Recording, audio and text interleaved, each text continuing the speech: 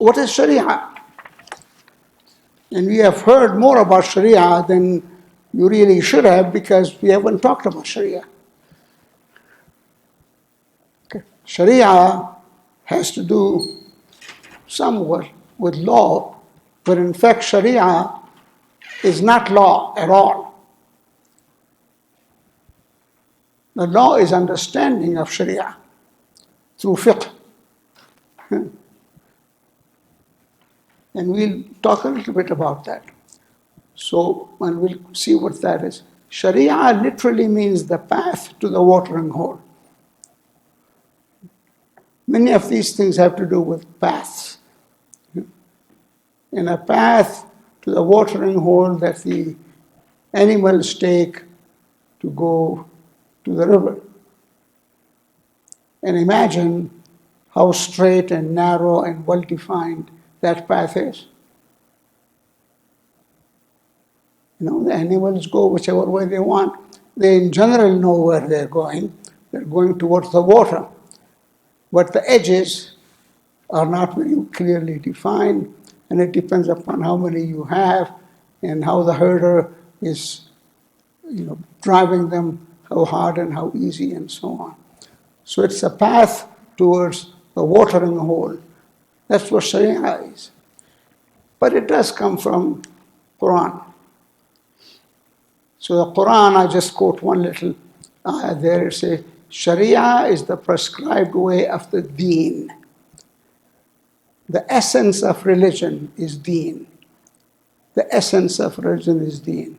There is only one deen. All prophets were given the same deen. That's what is common among all of them. The details are different, but the deen is the same. So Sharia, Quran says, is the prescribed way of the deen. شَرَعَ لَكُم مِّنَ الدِّينِ. Okay? We prescribe the Sharia for you from the deen. Well, whose deen is it? So here is more of the ayah.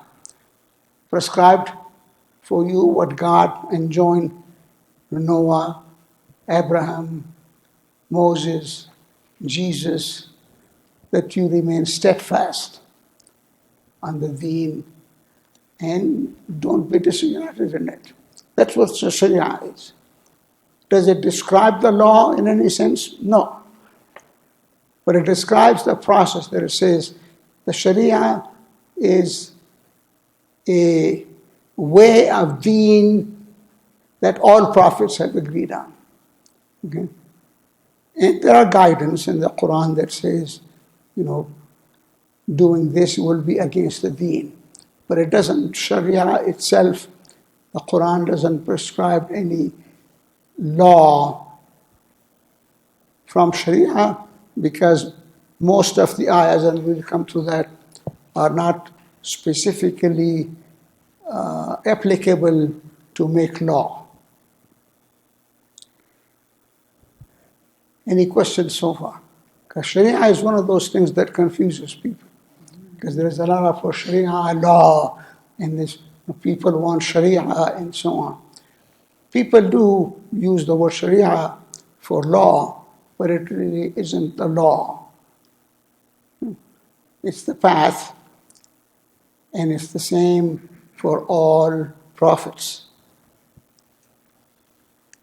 Now, the sources of law, first is the Quran.